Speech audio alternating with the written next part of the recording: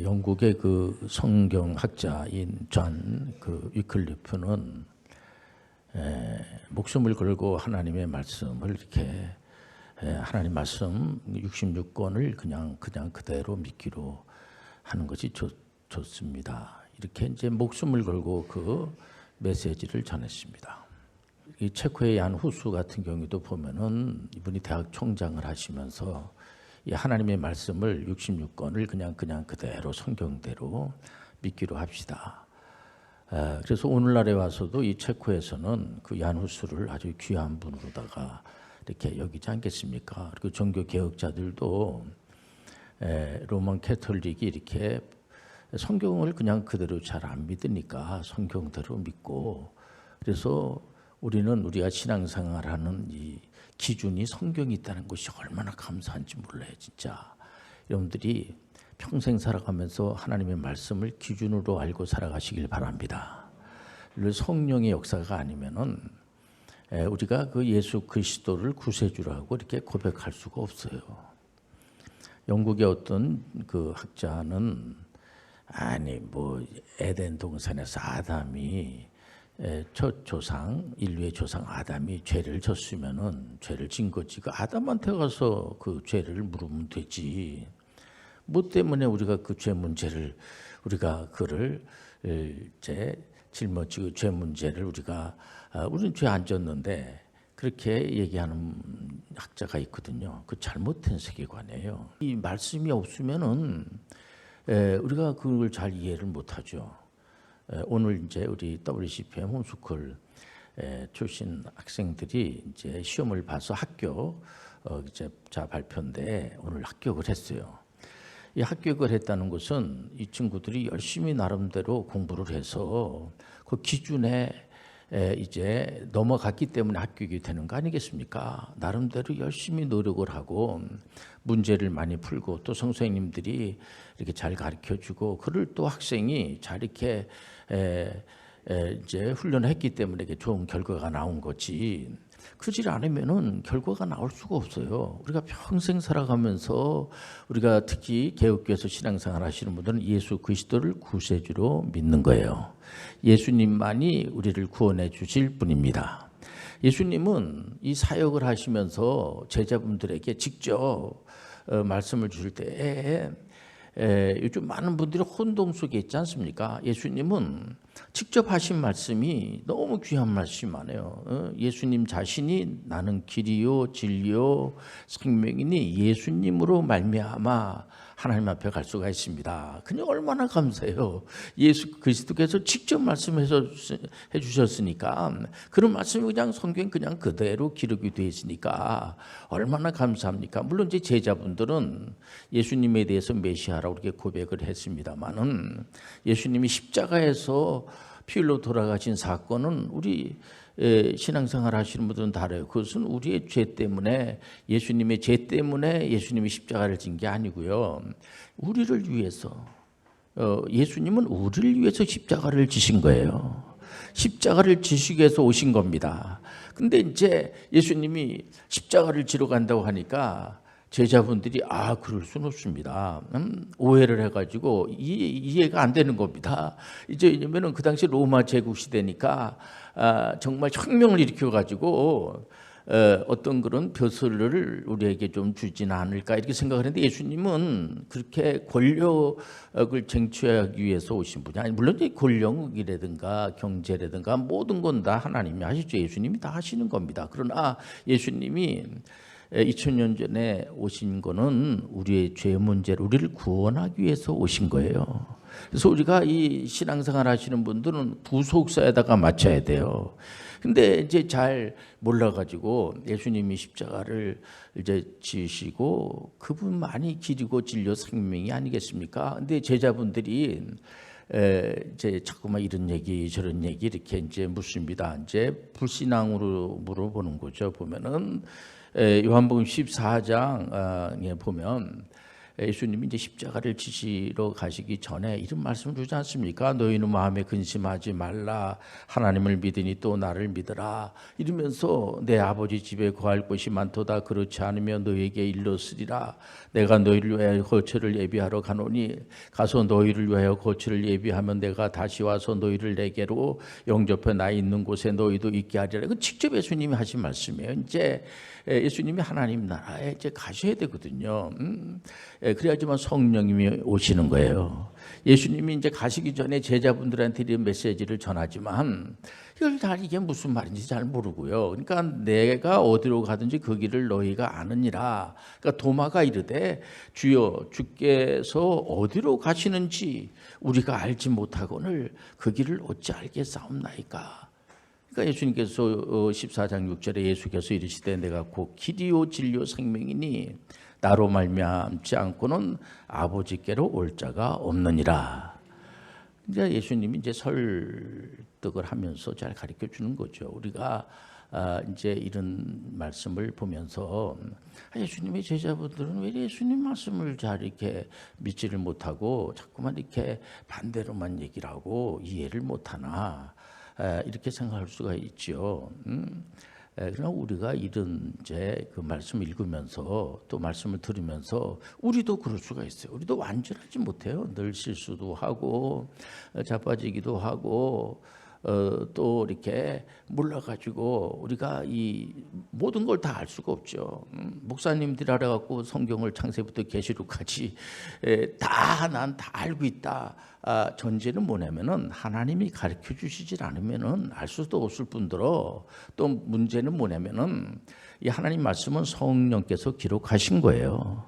계속 여러분들 경건에 훈련하시길 바랍니다. 이런 시간을 통해서 하나님의 말씀을 하나씩 배워나가고 요즘은 또 좋은 서적들도 많이 나와 있고요. 보면은요 이런 책도 좀 보고 또 어떤 경우에는 잘못 이렇게 이제 실수해가지고 잘못 그런 세계관을 이제 접해가지고 그게 옳은 거로다가 이렇게 알고 가는 그런 경우도 있어요. 보면은 그러면 또 이런 시간을 통해서 말씀이 해답이니까 말씀에서 해답을 찾아가지고 아이고 내가 잘못된 길로 갔네. 내가 말씀으로 다시 잘 찾아가야지. 이러면서 여러분들 옳은 길을 찾아가시길 바랍니다.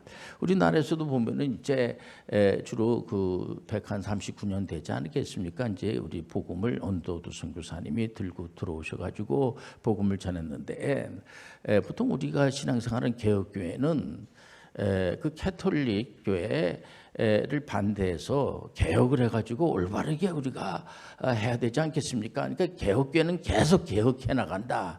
이제 그런 거거든요. 물론 우리가 다 부족하고 죄인이죠. 의인은 하나도 없어요. 나는 이제 죄가 하나도 없다. 그럼 예수님은 그러면 당신은 나하고 상관이 없어. 예수님은 죄 때문에 이 땅에 오신 거예요.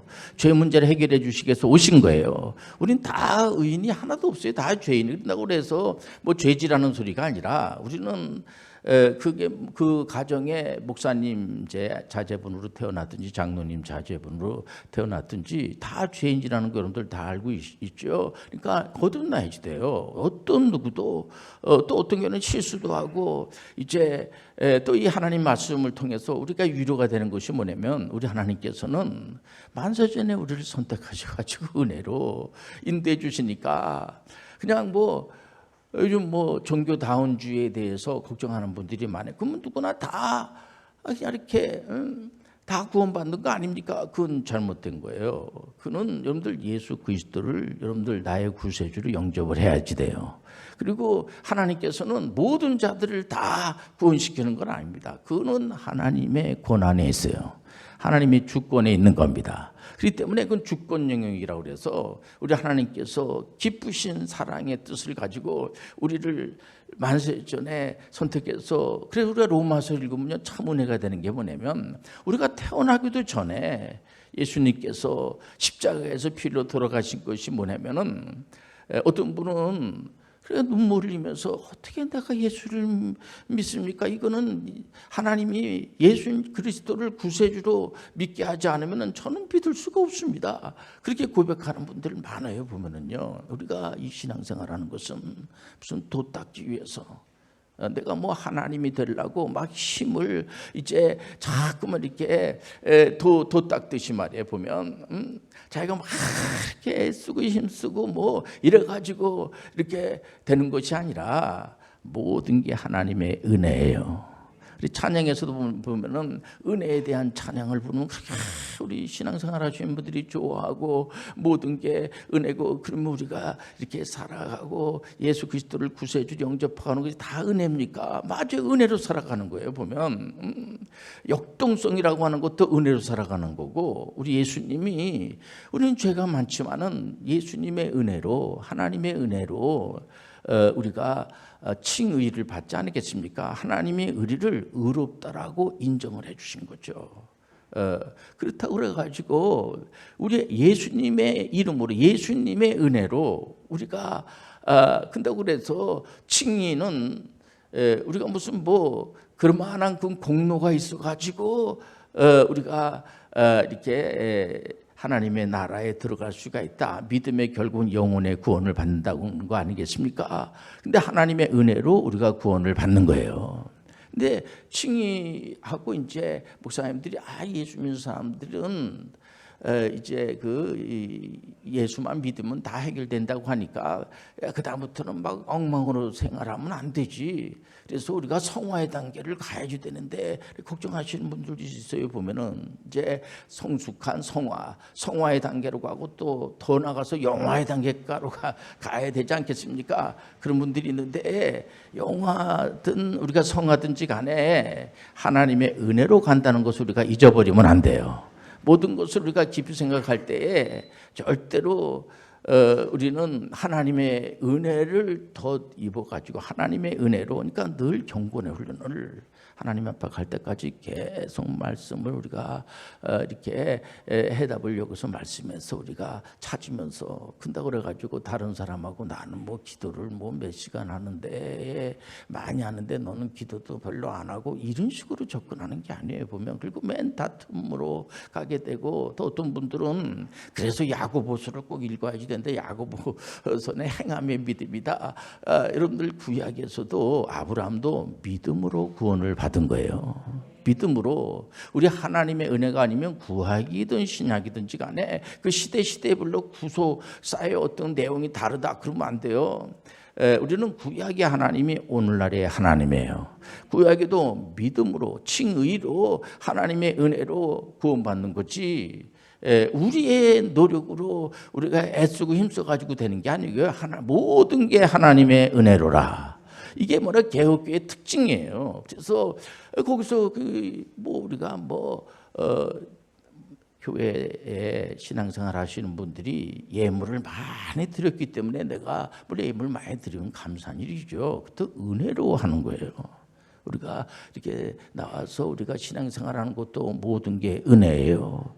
어떤 분들은 신앙생활을 잘 못하시는 분들이 있습니다. 그리고 하나님의 말씀에 대해서 오해해가지고 잘 모르시는 분들이 있습니다. 그런 분들은 다시 말씀을 통해서 다 이렇게 정확하게 잘 이렇게 하나님 말씀으로 다시 한번 이렇게 해답을 찾자 그러고, 그래서 요즘 가장 걱정들을 많이 하는 분들이 뭐냐면은 종말론적 세계관이 잘못되어 있어가지고, 대체적으로 이제 이단 사입이라고 하는 그런 데를 보면은 한동안 무리를 일으켰던 것도 예수님이 이제 오시는데 몇월 며칠 날 오신다 해가지고 시한부 종말론자들이 나타나가지고, 그러니까 대체적으로 이단들이 시한부 종말론자들이 많이 있거든요. 그리고 이 도덕 폐기론자인 영지주의자들, 이게 바로 방탕영지주의자라고 하는데, 이런 영지주의자들이 과거에도 많이 있었어요. 초대교회 때부터도 내가 구세주다 이런 거를 우리가 이 말씀을 통하여서 이거를 구분하지 않으면 알 수가 없거든요. 보면은요. 그래서 우리가 또 근다고 그래가지고 그 예수님은 이제 재림 안 할 거야. 그것도 잘못된 거예요. 그래서 종말 불감증이라고 그래가지고 그것도 잘못된 거죠. 예수님은 반드시 재림하십니다. 예수님이 초림에서부터 재림 때까지의 기간을 우리가 종말 시대라고 그래요. 그러니까는 그때도 초대교회 때도 계속 재림에 대한 메시지를 많이 전하고요. 보면은 그래서 야고보서는 1장부터 2장, 3장, 4장 5장까지 물론 이제 행함에 대한 믿음은 행함을 수반해야 됩니다. 그런 내용이 있습니다만은 우리가 이 말씀을 잘 봐야 돼요. 야고보는 그 당시에 초대교회 때의 그 예루살렘 공회에 이분이 초대 의장입니다. 그런 지도자로서 그때 그 유대인들 중에서 예수 믿는 분들이 있었거든요. 여러분들 유대인들도 예수님을 얼마든지 믿을 수가 있고 유대인이 아닌 이방인들도 얼마든지 예수 그리스도를 구세주로 믿을 수가 있어요. 그래서 어떤 분들은 우리가 너무 유대인들을 좀 무시하고 구약의 유대인들이 신앙생활 잘하지 않고 또 예수님을 십자가에다가 이렇게 못 박혀 죽인 그런 이제 종교 지도자들이 유대인들이니까 유대인들 우리가 그러니까 약간 유대인들이 조금 이 개혁교회에서 신앙생활 하신 분들도 이 프로테스탄트라고 하는 이분들에게 뭔가 좀 이렇게 푸대접을 받는 듯한 그런 오해죠. 그런 식으로다가 유도하면 아주 큰 실수하는 겁니다. 여러분들로 그 바울 사도 바울 선생님이 실제적으로 유대인이에요, 이분이요. 근데 이 바울을 누가 여러분들 사역자로다가 선교사로 선택했냐면은 성령님께서 선택하신 거예요. 그러니까 사명이 뭐냐면은 이방인들에게 가서 복음을 전하는 유대인들을 포함한 그러니까 사도 바울 선생님이 뭐 이방 사람들한테만 가서 복음을 전하는 게 아니고요. 이방 사람들에게 가서 복음을 물론 전했죠. 그런데 유대인들을 포함한 그러니까 이거 뭐 편 가르는 식으로 하면 안 돼요. 그래서 이제 꼭 그 유대인들을 하나님이 선택하셨으니까 물론 구약에는 하나님이 유대인을 선택을 했죠. 그러나 우리가 구약을 읽으면서 룻기서 같은 경우 보면은 룻이라는 여인이 이분이 그 이방인 여인이잖아요. 이방인들 가운데서도 여러분들 기생 라합도 가나안 땅의 그 기생 라합이라든가 또 뭐 룻이라든가 이런 분들 이방 사람들이에요. 이방 사람들이지만은 우리의 구세주된 예수 그리스도가 다윗의 계보를 통해서 이렇게 온다고 미리 예언하지 않았겠습니까? 그 예언이 그냥 그대로 이루어지는 거예요.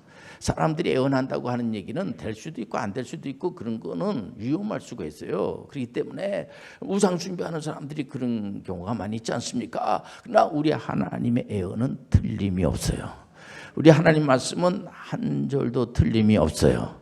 그렇기 때문에 우리가 이제 어떻게 우리가 성숙한 삶을 살고 예수 믿고 이제 구원 받았으니까 이젠 된 거야 이게 아니에요. 그로 끝난 게 아니고 우리는 예수님께서 우리에게 가르쳐 주신 요한복음 14장 12절에 보면은 당신들도 나보다 나 같은 일을도 할 수 있을 뿐더러 더 큰 일도 할 수가 있어요. 이거는 뭐 예수님보다 뭐 대단한 어떤 그런 이제 존재에 있어서의 그런 게 아니고요. 예수님이 우리를 그만큼 대접을 해주면서 우리가 예수님이 하신 일을 어떻게 할 수가 있습니까? 보통 이제 부모님들이 그러죠. 속이나 안 속이면 다행이야 하듯이. 근데도 우리 예수님은 우리에게 엄청난 그런 특권을 주시고 말해 보면은요. 그래서 우리는 정말 하나님의 영이 우리 가운데 임재하시는 거예요. 이게 임재가 뭐 날마다 임재하고 오는 것이 아니라 예수 그리스도를 구세주로 이렇게 고백하고 세례받고 있지 않습니까? 그러니까 성령 세례는 한 번 받는 거고 우리 하나님의 영이 우리 가운데 임재하시면 그분은 떠나지 않으세요. 영원히 함께 해주세요. 얼마나 감사합니까? 그러니까 너무 걱정할 필요가 없는 거죠. 두려워하지 말라, 놀라지 마라. 내가 너와 함께 하리라. 성령께서 함께 하신다는 거예요.